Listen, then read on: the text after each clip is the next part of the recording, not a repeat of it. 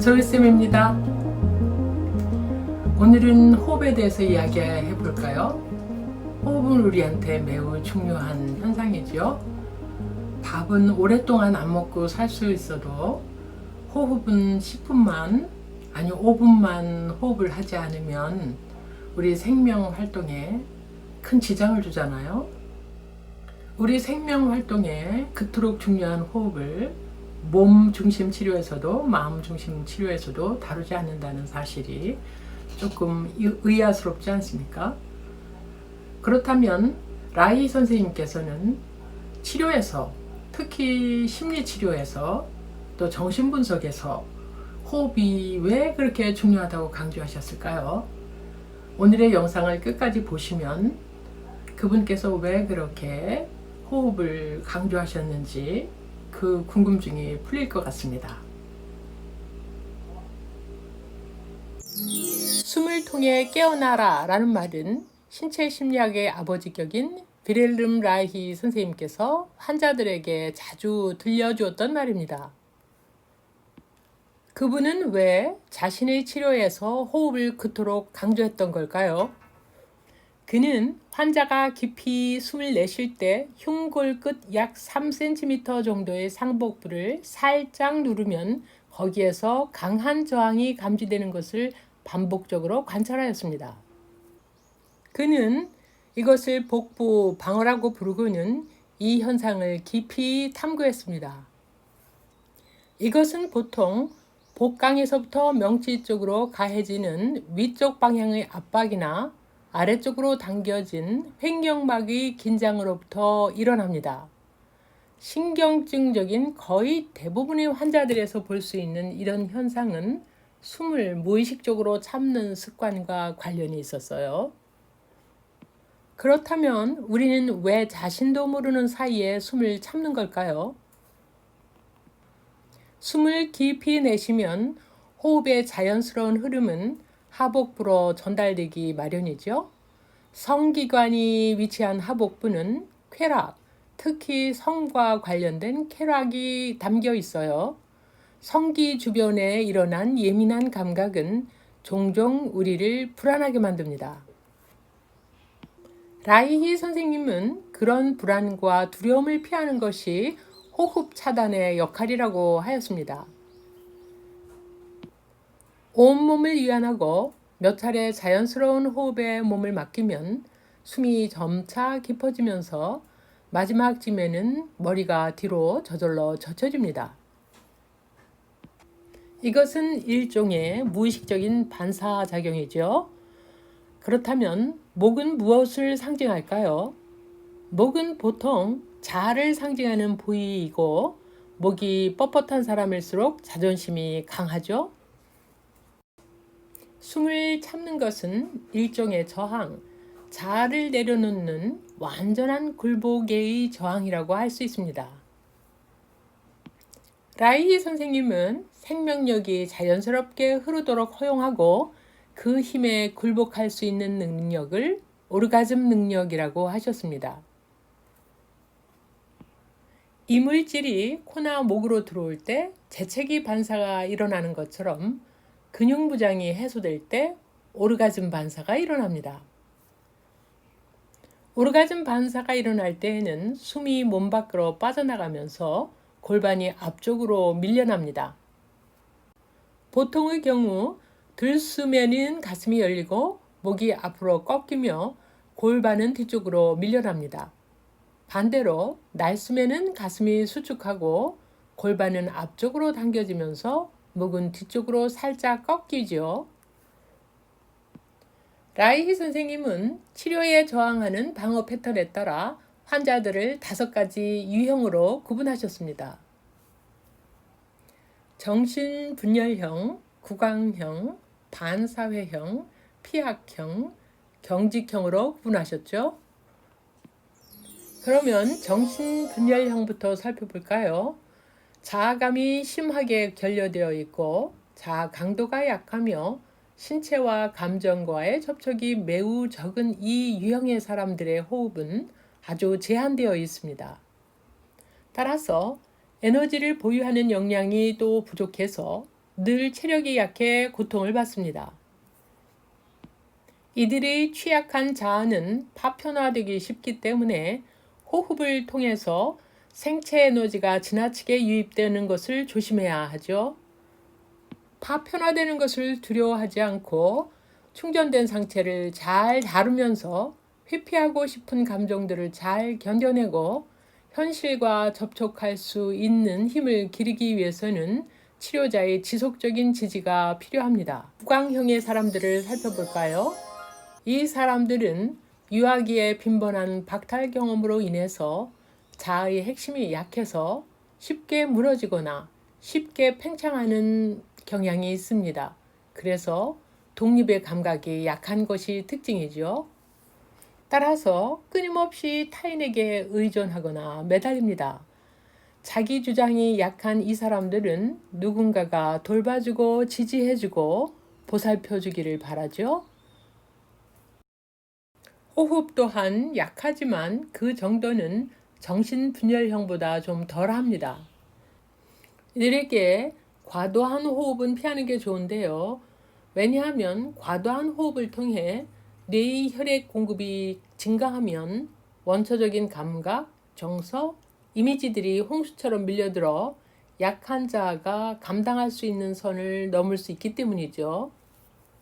그러나 더 많은 에너지, 충전, 활력, 핵심적 감정, 만족감을 얻기 위해서는 더 깊게 호흡할 필요가 있습니다. 이제 반사회형으로 넘어가 볼까요? 단단하고 불안정하며 위협적인 자아를 갖고 있는 반사회형의 사람들의 가장 뚜렷한 특징은 감정을 부정하는 것입니다. 이 사람들은 보통 지나치게 팽창한 상체와 지나치게 축소된 하체를 갖고 있죠. 이 사람들은 타인의 시선에 비친 자신의 이미지에 매우 신경을 쓰며 권력욕이 강하고 타인을 지배하고 통제하려는 욕구 또한 큽니다. 흔히 통제자, 리더의 역할을 떠맡는 이들의 호흡 또한 통제되어 있어요. 전반적으로 호흡량은 큰 편이지만 주로 들숨에 제한되어 있습니다. 날숨이 비교적 약하며 종종 숨을 충분히 내쉬기가 어렵다고 호소합니다. 날숨을 통한 깊은 이완은 이 사람들이 갖는 비판적이고 판단적인 초자의 힘을 누그러뜨려서 자신의 내밀한 측면, 즉 가슴에서 일어나는 느낌과 은밀한 욕망을 드러냅니다. 이제 피학형은 어떤지 살펴볼까요?